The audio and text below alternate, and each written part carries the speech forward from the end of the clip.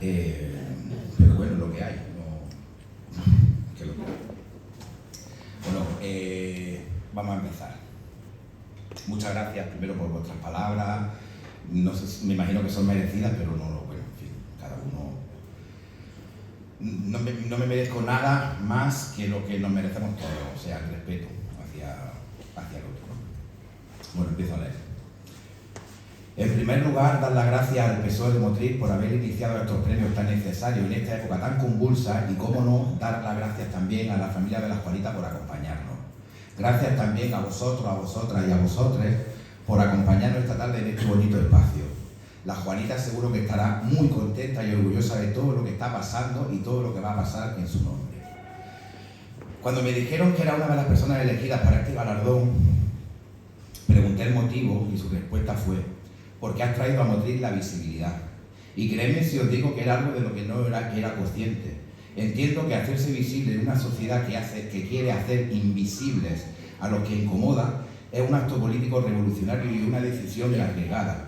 Pero también que entiendo que si existimos, tenemos que hacerlo. Una vez escuché que para normalizar algo solamente hay que hacerlo, y aquí estoy yo, haciendo. Cuando volví a Motril, imagino porque necesitaba de mi gente, me expresé como venía haciendo desde que descubrí la libertad de ser uno mismo, y me alegro que hayáis vivido, y me alegro que lo hayáis vivido de esta manera. Mi familia creo que también lo ha visto y me consta. Hablando de mi visibilidad, ¿alguien se ha parado a pensar cómo y dónde sufrí mi eclosión? Y lo que supuso para mí la vuelta al sitio donde no me dejaron que saliera de la crisálida. Cuando regresé a Motril seguían los mismos fantasmas, pero he de decir que aunque la lucha ha sido y esté siendo fuerte, sigo en esa eclosión, y lo que he podido descubrir hasta ahora está mereciendo la pena.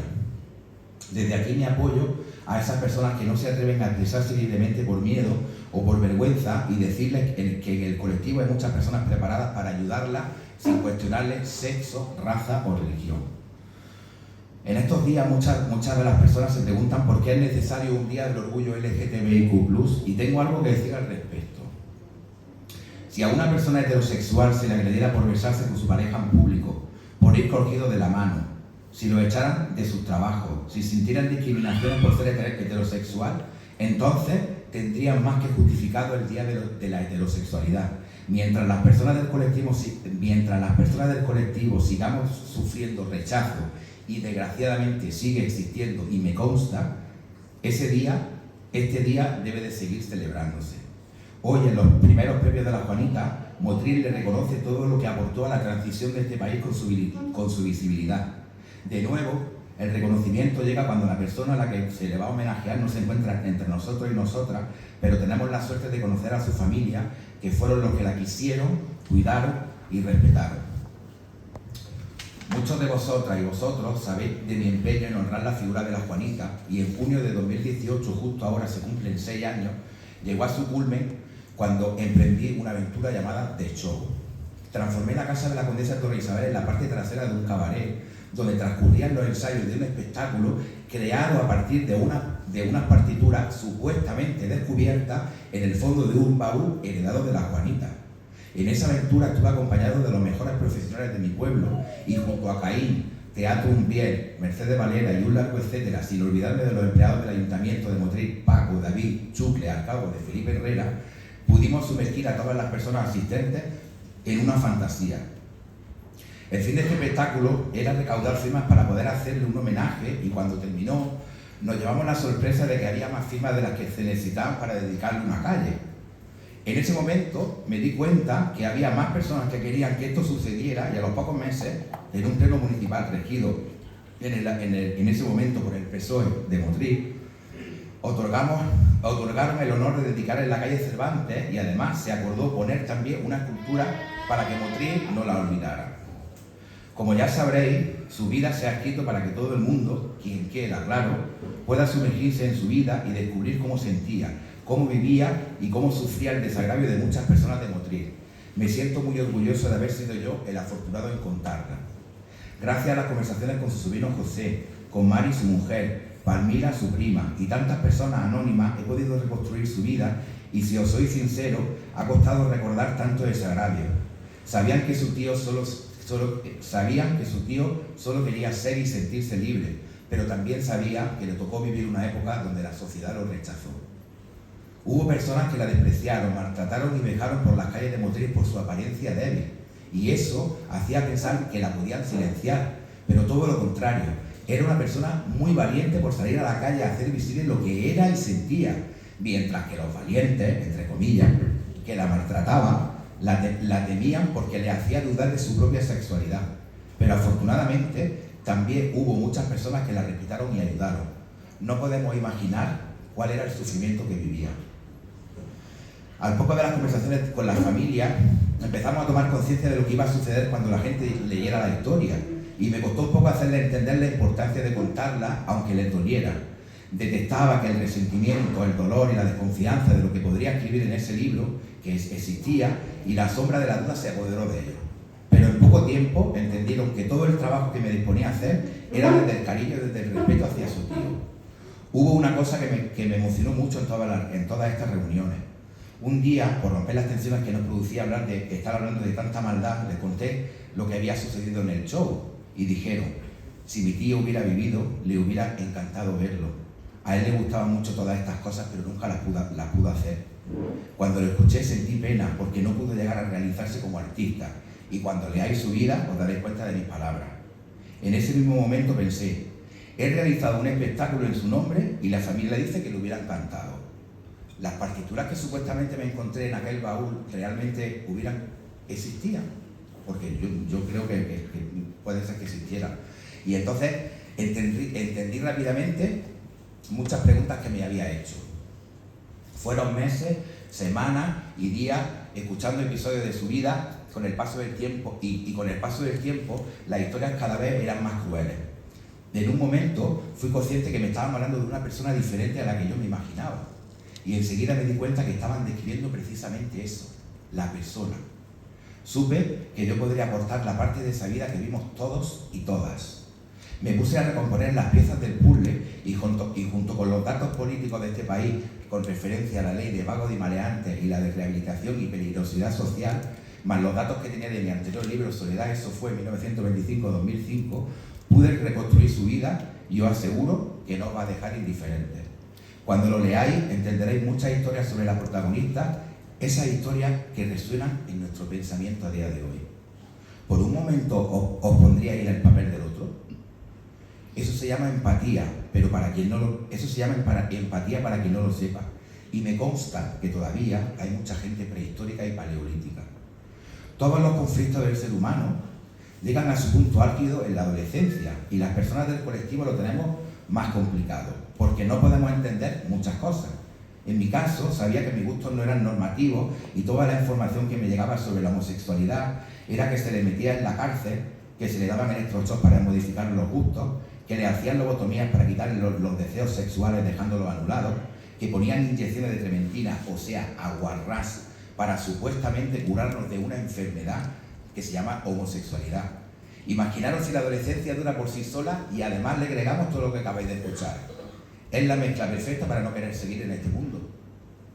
Yo tenía 3 opciones: vivirme mi sexualidad escondida y seguir con el legado familiar, irme del pueblo pero aquí me tenéis. ¿Os podéis poner en mi lugar? ¿Qué hubierais hecho con vuestra vida? Yo pagué un fuerte peaje por no haber continuado con ese legado, pero aquí sigo con más fuerza y más coraje que nunca, intentando ser feliz y recordándole a la sociedad que la homosexualidad está en el mundo desde que el mundo existe. Todo cambió con la llegada de la cultura judeocristiana, amparándose supuestamente en unos escritos, pero ese no es el mensaje de la Biblia. Es más, me atrevería a decir que si Jesucristo viviera en esta época, sería el más LGTBIQ+ de la historia. Han querido ocultarnos muchas historias, y las que nos han contado han sido de la parte heterosexual, pero hay otras historias que también importan y necesitan ser contadas. ¿De verdad no hemos creído que todas las princesas que se morían solas en los torreones esperando a su novio que había ido a la guerra? ¿De verdad no hemos creído que todos esos hombres mayores que se han muerto solos en sus casas se han muerto solos porque no han encontrado a la mujer de su vida? Si lo pensamos bien, a lo mejor no se atrevieron nunca a expresarse como querían por miedo al rechazo y murieron en soledad. Nos hemos dado cuenta que nuestro colectivo no tiene referencias históricas, pero afortunadamente cada vez son más los profesionales que realizan estudios descubriendo información que se evitó por ser mujer o por ser homosexual. Se han descubierto escritos de poetisas a sus amantes mujeres.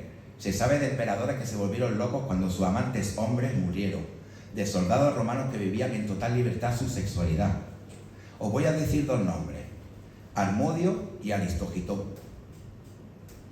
Ni idea, ¿verdad? Pues si os digo que gracias a ellos surgió la democracia, todo cambia, ¿verdad? Se sabe que eran amantes y en una lucha por problemas familiares con el tirano que había en ese momento, hicieron posible la liberación del pueblo y pudo llegar por fin la democracia a Atenas. Los amantes fueron considerados héroes y tratados como mártires de la libertad, y Alejandro Magno mandó restaurar las esculturas que habían hecho en su honor y además compusieron una canción de Harmodio y Aristogitón. En una vara de mirto llevaré la espada, como hicieron Harmodio y Aristogitón cuando mataron al tirano y trajeron la democracia a Atenas. Queridísimo Harmodio, tú no estás muerto, sino en la isla de los bienaventurados, donde cuentan que vive Aquiles, el de los pies ligeros, y el famoso hijo de Tideo, Diomedes. En una rama de mirto llevaré la espada, como hicieron Harmodio y Aristogitón cuando en las fiestas de Atenas mataron al tirano Hiparco. Siempre vuestra gloria vivirá en la tierra, queridísimos Harmonio y Aristogitón. Esto nos explica los libros de texto, aun teniendo más que relevancia, la relevancia más que justificada para hacerlo, al igual que muchas otras historias que han sido silenciadas por los siglos, pero ha llegado un momento y empezamos a saber que todo no era como nos lo habían contado. No solo era Juan, que así es como se llama esta biografía, está contada por la Juanita, y creedme si os digo que todos esos golpes que tenía que describir con mis manos me dolían, y entendí que ella tenía tan interiorizado lo que le iba a suceder en el momento que saliera a la calle, que mientras se ponía el tinte y se pintaba la uña, se preparaba bebiéndose un litro de vino para que no dañara su conciencia.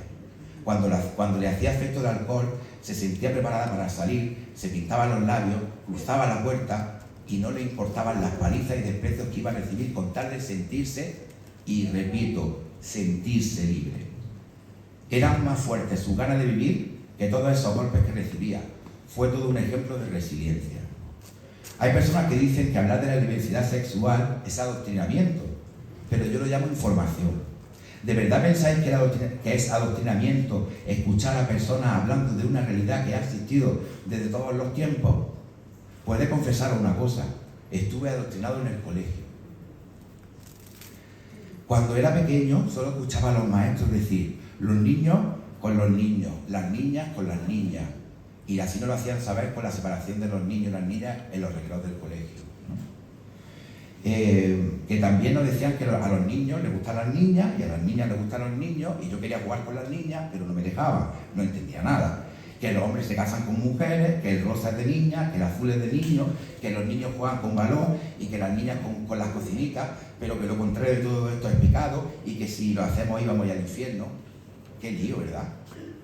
Pues imaginaros todas estas preguntas en un niño o una niña que todavía no tiene la capacidad de pensar como un adulto. Te vuelve loco. Después de haber vivido esta obstinación tan cruel que ningún niño o niña debería de vivir, mirarme donde estoy, y es más que evidente que conmigo no funcionó. Tenemos que dejar de proyectar en nuestros hijos nuestros miedos, nuestras frustraciones y acompañarlos en el camino que van a recorrer, sin obligarlos a hacer lo que nosotros no pudimos ser.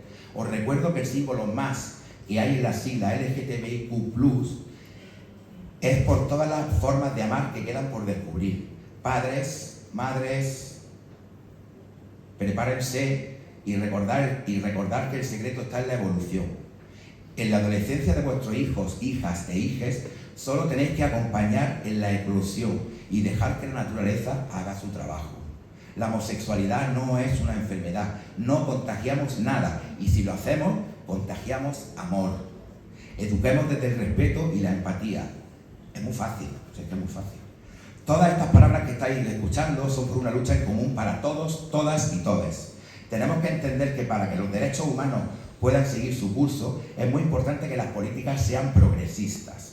Gracias a estas se han podido legalizar matrimonios igualitarios, la transexualidad también ha dejado de ser reconocido como una enfermedad por la OMS en 2018. Y dato curioso, todo esto ha sido aprobado por las mismas políticas.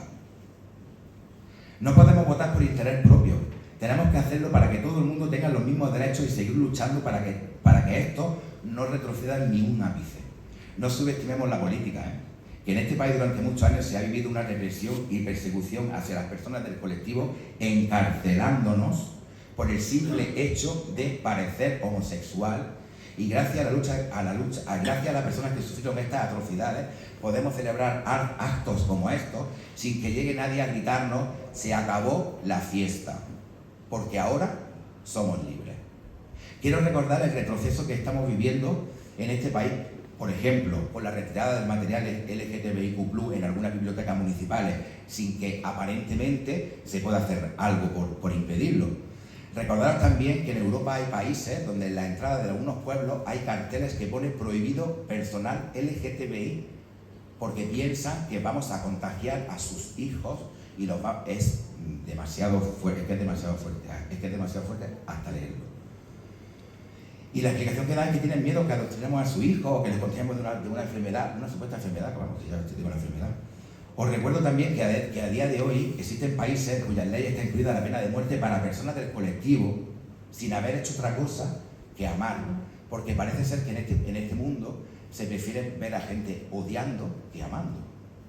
No quiero terminar esta intervención sin darles las gracias a la editorial La Casa Rosa, a Tony Romero, a Daniel Vázquez por haber creído en No Solo Era Juan sin pensárselo en ningún momento. Ellos han quedado con el relevo de llevar la vida de la Juanita por el territorio nacional para que todo el mundo sepa cómo se trataba a las personas del colectivo en este país. Os auguro un futuro lleno de éxito y espero compartirlos con vosotros. Gracias por vuestro cariño y respeto. Y ahora, para terminar, quiero dedicar este premio, evidentemente, a la Juanita, pero también a todas las personas que sufrieron en las noches de Tefía, a la Vespa, la Bambi, la Viga, la Sisi, la Pinito, la Rata, a René, Loren, Tamara, Eva, y a las que todavía están entre nosotros y nosotras vestidas de azul, Nacha la Poderosa y José, a la Veneno, a la Beni de Huelva, a la Carmen de Mairena, a Sandra Almodóvar, Ocaña, al Titi, Laura Fresquí, la Ochoa, a Manolita Chen por la labor que todavía desempeña ayudando a personas del colectivo, a Valeria Vega por todo lo que está aportando en el mundo con sus trabajos, a Luna, a la Chuchi por atreverse cuando yo me fui y a tantas y tantas personas valientes que han sabido sobrevivir desde la adversidad. Gracias por su valentía. Gracias a su valentía han hecho posible que todas las personas tengamos los mismos derechos, aunque todavía nos queda mucho trabajo y camino por recorrer. Tenemos que continuar con la lucha que empezaron hace muchos años, todas ellas, ellos y ellas, incluido la Juanita, y conseguir lo que reivindicaba, que no era otra cosa que vivir en el respeto. Nada más. Es que no sé si es tan difícil de entender o algo, es que yo no lo sé, no lo entiendo. Y ahora, para terminar esto, quiero decir una frase que pertenece a mi monólogo Pensión Lorino Badaboa y que la digo en mi monólogo En Vida, que es una frase que ya he puesto en la boca. Y la frase es tan simple que dice: tenemos que amar la persona que somos. No somos uno entre 1.000.000.